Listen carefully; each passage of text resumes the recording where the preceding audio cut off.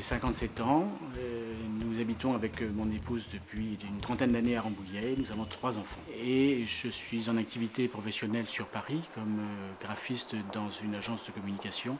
Ça veut dire que tous les matins, voilà, il y a un temps de transport pour aller au boulot et que je mets à profit ce temps pour lire les textes que la liturgie nous offre tous les jours.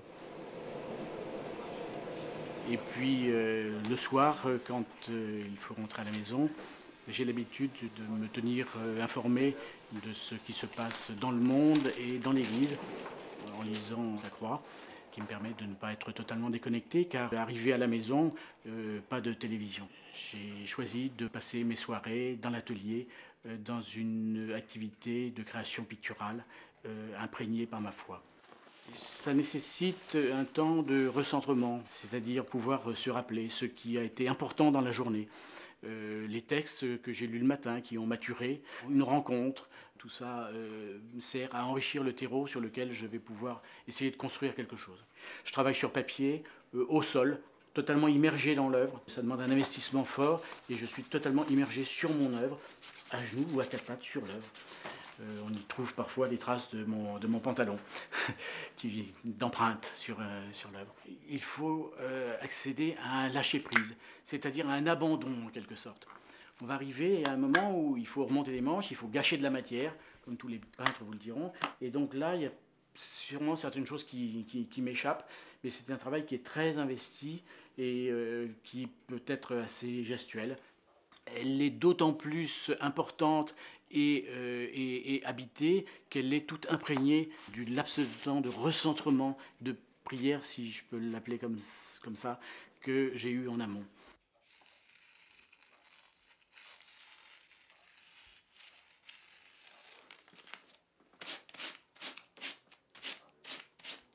J'ai toujours cherché à être acteur dans l'Église, même modestement, plutôt qu'être consommateur d'Église, tout simplement. Donc, après des périodes très jeunes où j'étais enfant de chœur, où j'ai été animateur liturgique, et je le suis encore aujourd'hui dans la paroisse de Rambouillet, catéchiste également pendant une dizaine d'années avec les enfants.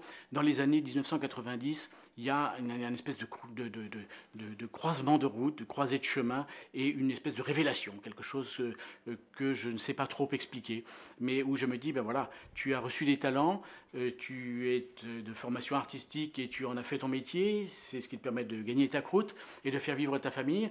Mais ce qui te tient le plus à cœur, c'est ce cheminement de foi, c'est cette recherche du Christ. Eh bien, est-ce que tu ne te servirais pas justement de ces talents qui t'ont été donnés pour pouvoir parler de cette recherche, parler de cette lumière qui éclaire ta route? Les premières années ont été des années de traversée de désert parce que vous vous retrouvez devant une feuille blanche et puis quand vous vous dites, ben voilà, parle de ton Dieu et parle de ta recherche. Vous avez beau maîtriser tous les moyens d'expression, eh bien, vous vous trouvez devant un drôle de challenge parce que comment parler de quelque chose d'aussi mystérieux et d'aussi profond? Malgré une formation artistique qui m'aurait permis, et j'ai commencé par travailler dans la figuration, j'ai très rapidement choisi de pouvoir m'exprimer dans l'abstraction. Parce que je pense que ce dont je veux parler est tellement immense que y coller une image figurative serait pour moi totalement réducteur.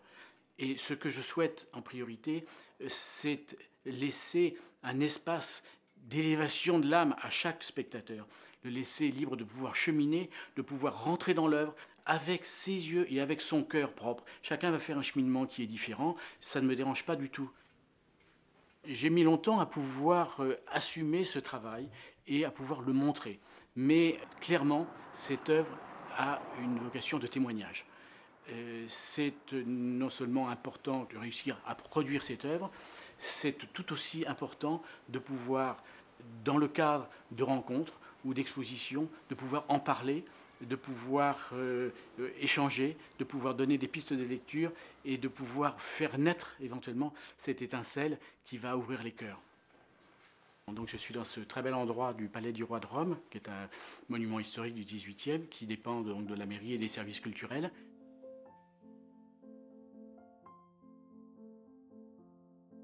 Le challenge, c'était pouvoir montrer des œuvres ne pas décevoir des chrétiens qui partagent notre foi parce qu'il y avait une forte attente.